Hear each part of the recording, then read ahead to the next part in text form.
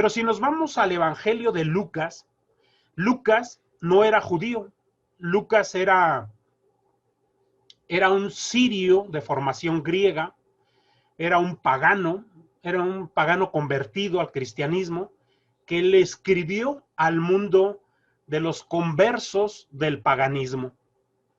Y para Lucas, Herodes no es importante. Para Lucas es más importante usar como referencia histórica al emperador en turno, que en este caso es a César Augusto, el primer emperador romano. Entonces Lucas nos escribe: en aquel entonces se publicó un edicto de César Augusto por el que se ordenaba que se empadronase todo el mundo. Claro, todo el mundo conocido en el imperio. Ese censo no llegaba hasta las Américas. Esta imagen es muy hermosa, a mí me gusta mucho, porque presenta de fondo, es un templo romano, y fuera del templo está sentado César Augusto en una posición de rey, de emperador, pero también en una pose de divino. Recordemos que estos romanos comenzaban ya a divinizar a sus gobernantes. Y se ve una muchedumbre de gente que va dirigiéndose, va caminando al encuentro del César, del gran César Augusto. Y abajo de la escena, perdidos en la pintura, pero en un primer plano, vemos la presencia de un ángel que con sus alas está cubriendo a María y José y al niño. Pero pareciera que este ángel está perdido dentro de la multitud. El mundo observa al emperador y nadie está viendo a este niño que nació. Mas, sin embargo, este niño que nació en Belén vendrá a transformar el mundo y el gran imperio romano desaparecerá. Ese es el mensaje que Lucas nos quiere decir. El imperio, el reino de los cielos, el reino de Dios, será más poderoso que el mismo imperio romano. Pongo un texto de Benedicto XVI, que es una de mis fuentes de este papa, que no solamente es el gran teólogo de los últimos años del catolicismo, sino aparte es un exégeta, un estudioso bíblico, que estudia a partir de la historia, va entendiendo y interpretando la misma Biblia. Y nos dice Benedicto XVI, el nacimiento de Jesús en la ciudad de Belén, perdón, en la ciudad de David, se coloca en el marco de la gran historia universal. Aunque el emperador nada sabe de esta gente sencilla, que por su causa está de viaje en un momento difícil, y así aparentemente por casualidad, el niño Jesús nacerá en el lugar de la promesa. Como les decía, es importante que este niño nazca en Belén, un pueblito perdido en Judá. Déjenme, a ver, ok, aquí está la imagen. A ver. Ahorita voy a poner un mapa para ver en dónde está este Belén dentro de Judá y ver su importancia. Bueno, para estos dos evangelistas, tanto Mateo, pero sobre todo Lucas, es importante poner el contexto del mundo, el poder, el gobierno del mundo que está rodeando el gran acontecimiento de salvación para los hombres. Pero este gran acontecimiento es silencioso, está oculto, está callado. Solamente gente con una pureza de corazón, una nobleza de espíritu puede detectar lo que está aconteciendo, porque el resto del mundo está preocupado por las cosas del mundo.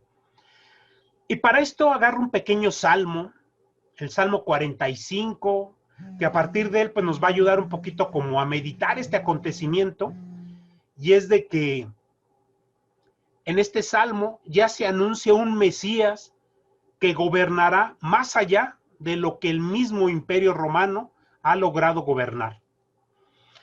Y el salmo dice así: me brota del corazón un hermoso poema, yo dedico mis versos al rey, mi lengua es como la pluma de un hábil escribiente. Tú eres hermoso, el más hermoso de los hombres. La gracia se derramó sobre tus labios, porque el Señor te ha bendecido para siempre.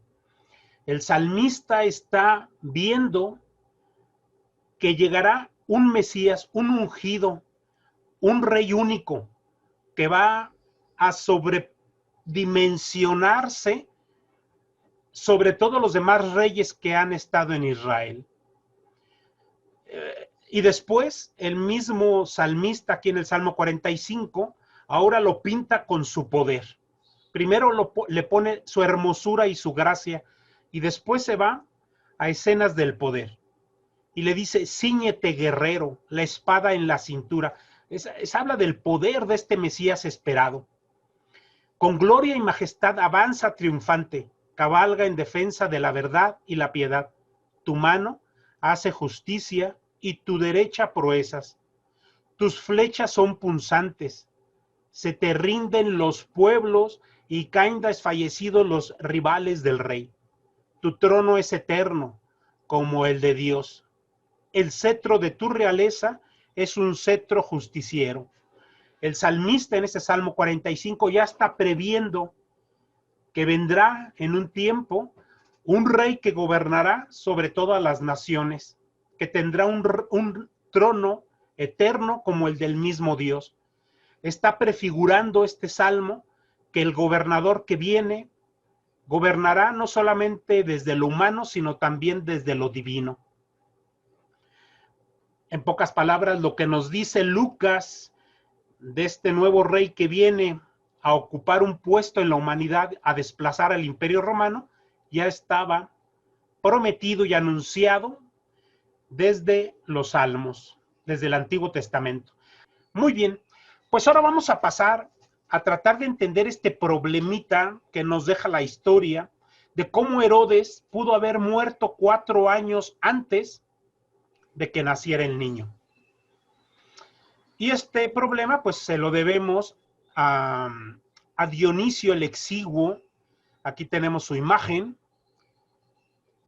Esta es Dionisio el Exiguo, que fue un monje y aparte era matemático, al cual el Papa Juan I, en el siglo VI, le pide que haga un calendario, que calcule un calendario a partir del cual se fijara el año del Señor, el año del nacimiento de Cristo, para empezar a hacer el conteo del calendario cristiano.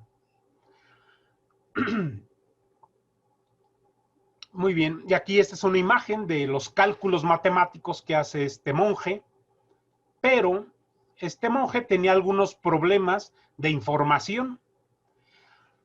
Antes de que existiera el calendario que vivimos hoy, pues el mundo se regía con el calendario juliano, que era el calendario que habían fijado los gobernantes romanos y que partía su conteo desde el año de la fundación de Roma. Entonces había que cotejar la historia de los emperadores romanos, partiendo desde el año 1 de la fundación de Roma, y a partir de este calendario juliano, ir calculando el nuevo calendario que iba a regir al cristianismo. Pero Dionisio el Exiguo tuvo un problema cuando se enfrentó precisamente al periodo de gobierno de César Augusto, este emperador que le tocó estar en el imperio en el nacimiento de Cristo. El problema está en que César Augusto comienza como emperador romano en el año 27, pero él fue el 27 antes de Cristo, pero él fue el primer emperador romano, pero tuvo gobierno 4 años antes, él gobernó bajo el nombre de Octavio, pero era la misma persona. Y esto Dionisio no lo pudo calcular. Esta es una pequeña tablita donde vemos un poquito cómo los periodos de Roma, el periodo de la monarquía, de la república, y ahí pongo gobierno de Octavio. Cuando él gobierna en el periodo de la República, es del año 31 al 27 antes de Cristo, y como emperador del 27 antes de Cristo hasta el 14 después de Cristo. Y esto no lo sabía Dionisio, por lo tanto se comió, pues ahí se comió 4 años, que desfasó el año del nacimiento de Cristo.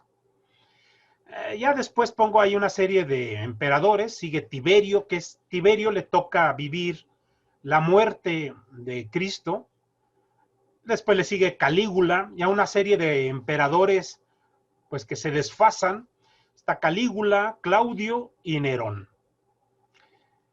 A César Augusto se le debe el periodo de la paz romana. Por eso Lucas compara mucho a este emperador César Augusto, el emperador de la paz, y lo compara con Cristo porque Cristo será el gobernante del reino de los cielos que realmente nos traerá la paz. Otro problema que tenía este monje Dionisio el Exiguo era que comienza su conteo en el año 1, pero no considera el año 0. Así que pasa del 1 antes de Cristo al 1 después de Cristo. Por lo tanto, hay un año perdido en este cálculo de este monje Dionisio. Tenemos ahí, por lo pronto, ya 5 años de desfase.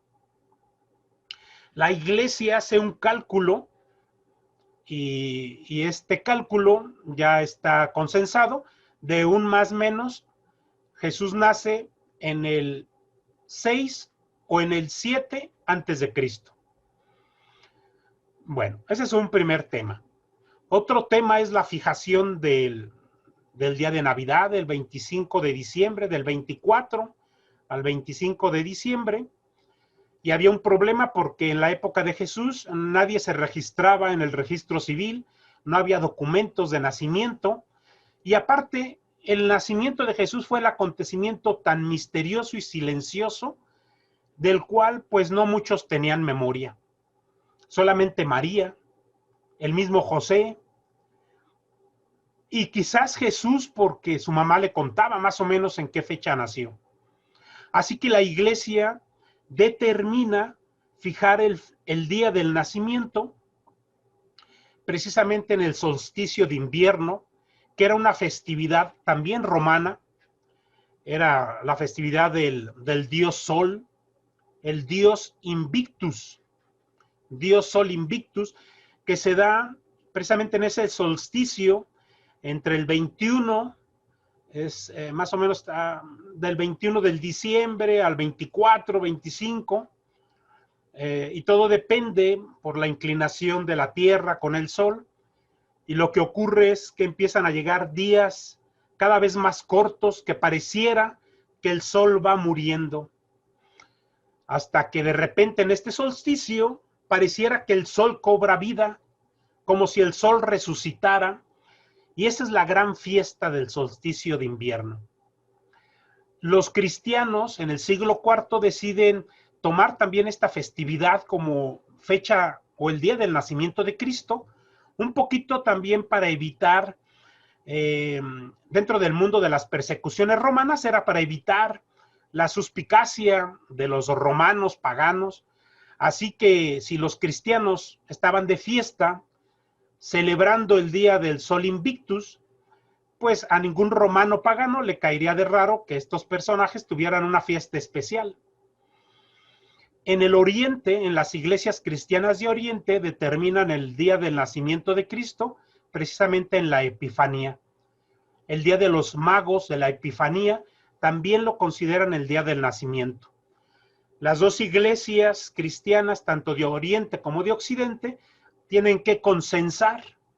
Así que en el consenso de estas iglesias tenemos hoy como resultado pues que las fiestas de Navidad van desde el 24-25 de diciembre a la Epifanía, al Día de Reyes, como el periodo navideño. Y de esta manera estamos en comunión con las iglesias orientales. Gracias. y que la fuerza del Espíritu los acompañe.